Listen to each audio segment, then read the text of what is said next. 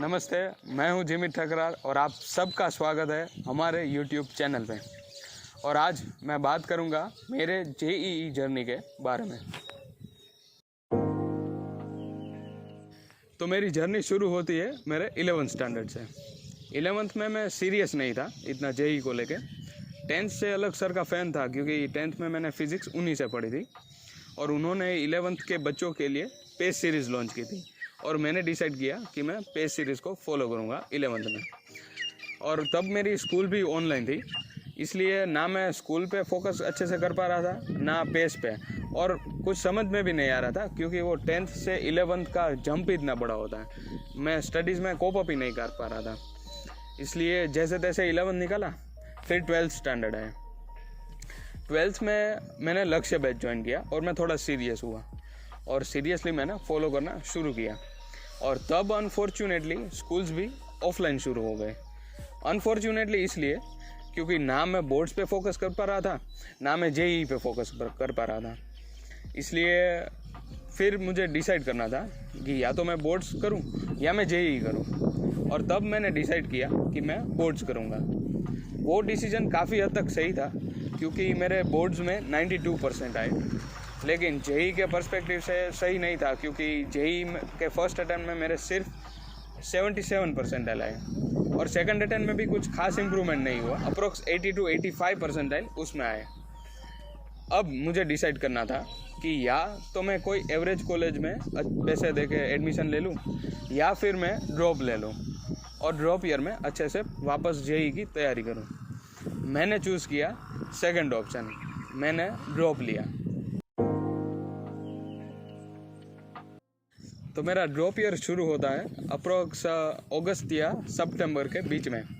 तब मेरा drop year शुरू हुआ और मैंने डिसाइड किया कि मैं प्रयास बैच ज्वाइन करूँगा। मेरे सिटी में एक्चुअली दूसरे कई ब्रांड्स के ऑफलाइन सेंटर्स नहीं है और है भी तो सिर्फ 12th के लिए, और वैसे भी मैं फिज़िक्स वाला को ही फॉलो करना चाहता था, इसलिए मैंने प्रयास बैच ज्वाइन किया। स्टार्टिंग के 2-3 महीने तो अच्छे से कंसिस्टेंसी के साथ मैंने सिलेबस कवर करना शुरू किया।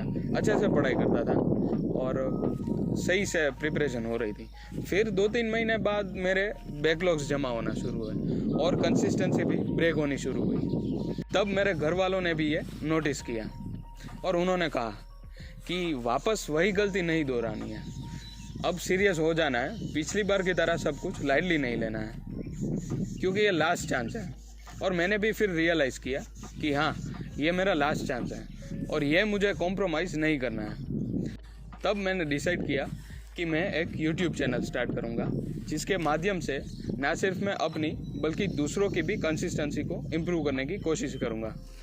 और वो डिसीजन भी काफ़ी हद तक सही रहा क्योंकि मेरी तो कंसिस्टेंसी बढ़ी ही, लेकिन जो मैं दूसरों की लाइफ में थोड़ा बहुत कंट्रीब्यूट करता था उसकी वजह से मुझे भी अंदरूनी सेटिस्फेक्शन बहुत मिलने लगी और अच्छे से वापस से मेरी प्रिपरेशन शुरू हो गई। धीरे धीरे वापस से सिलेबस कंप्लीट होना शुरू हो गया। सब कुछ अच्छा चल ही रहा था और दिसंबर आते आते हम सबको यही लगता था कि NTA फर्स्ट अटैम्प्ट अप्रैल में रखेगा, लेकिन NTA ने बम गिराते हुए डिसाइड किया कि फर्स्ट अटैम्प्ट जनवरी में रखा जाएगा। सिर्फ हम लोगों के पास 1 महीना था, ना प्रयास बैच में सिलेबस कंप्लीट हुआ था और मेरा भी नहीं हुआ था, और जो पिछले चैप्टर्स होते हैं ना उसका प्रॉपर रिवीजन था। इसलिए अब मुझे चूज़ करना था, time to take one more decision. तो जैसा मैंने आपको बताया, मेरे पास 2 ऑप्शन थे, या तो मैं सिलेबस कंटिन्यू करता या फिर पिछले चैप्टर्स अच्छे से रिवाइज करके फर्स्ट अटैम्प्ट देता। और मैंने जो सेकंड ऑप्शन है वो चूज़ किया कि पिछले चैप्टर्स अच्छे से रिवाइज करके फर्स्ट अटैम्प्ट दूंगा। और वो डिसीजन भी काफ़ी हद तक सही रहा क्योंकि फर्स्ट अटैम्प्ट में मेरे 97% आए और अच्छा था, मतलब जो चाहिए था वो तो नहीं था। अच्छी कॉलेजेस जो मुझे चाहिए थी उसमें वो तो 97 में नहीं आने वाला था, लेकिन मैं सेटिस्फाइड था और एक्सपेक्टेशन के मुताबिक ही था। और उसकी वजह से क्या हुआ कि जो आगे के एग्ज़ाम्स थे मेरे, जैसे कि गुजकेट और JEE का सेकंड अटैम्प्ट, उनके लिए भी थोड़ा कॉन्फिडेंस बढ़ गया। सबसे पहले आता है गुजकेट, वो 2 महीने बाद था। उसके लिए मैं कॉन्फिडेंट हो गया क्योंकि उसमें सिर्फ 12th स्टैंडर्ड का आता है और थोड़ा इजी आता है जेई मेंस के हिसाब से। सो उसके लिए मैं कॉन्फिडेंट हो गया। और एक्चुअली मेरे पास अब 3 रास्ते थे, या मैं सिर्फ गुजकेट पे फोकस करता, या मैं सिर्फ जेई मेन के सेकंड अटेम्प्ट पे फोकस करता, या फिर दोनों पे फोकस करता। मैंने चूज़ किया कि मैं दोनों पे फोकस करूँगा। देखते हैं वो निर्णय कैसा था। मैंने गुजकेट दिया और उसमें हमें चाहिए होता है 100 मार्क्स आउट ऑफ 120 अच्छे कॉलेज के लिए गुजरात में, लेकिन मुझे सिर्फ और सिर्फ 70 मार्क्स मिले। ना कोई अच्छा कॉलेज मिलने वाला था और रिज़ल्ट भी एकदम बेकार था।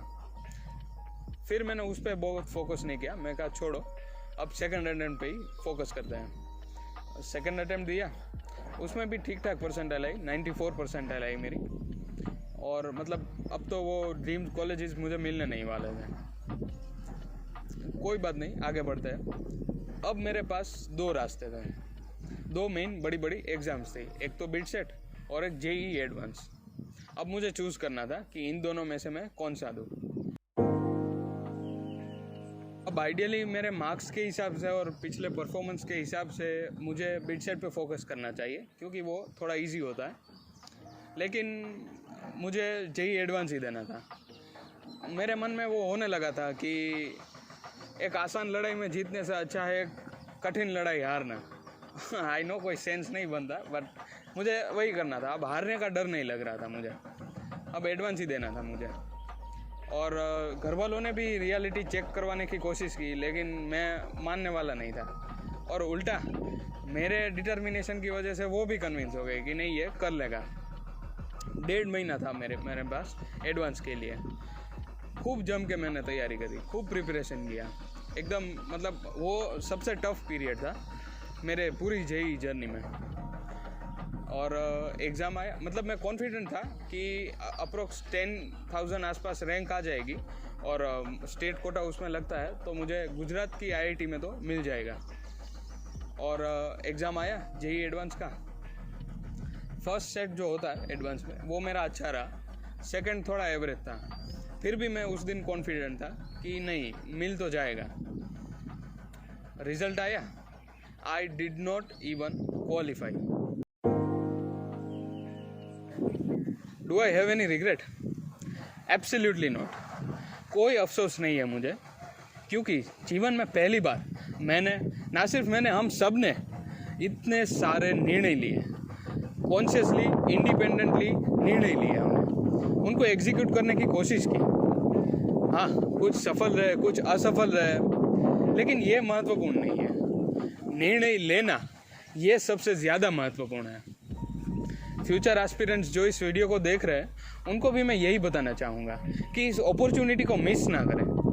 खुद निर्णय ले, अपना बेस्ट दे उनको एग्जीक्यूट करने में, क्योंकि मैं मानता हूँ कि यही जेईई की जर्नी हमें चाइल्डहुड से एडल्टहुड का सफ़र तय कराती है। थोड़ा बहुत दुख तो हुआ था, क्योंकि हम सब ने अपने पेरेंट्स को सपने दिखाए होते हैं कि कॉलेज में, अच्छे कॉलेज में मिल जाएगा, लेकिन वो नहीं हुआ, वो नहीं पूरा हुआ। उस वजह से थोड़ा दुख तो होता है, लेकिन ना मैं कहीं जा रहा हूँ ना वो कहीं जा रहे हैं। आगे पूरे कर लेंगे उनके सपने। तो इसी के साथ इस वीडियो को यही समाप्त करेंगे। आगे वीडियोज़ आएंगे, 1 हफ्ते में, 3 महीने में, सालों में, वो आएंगे, पक्का आएंगे। मिलते हैं।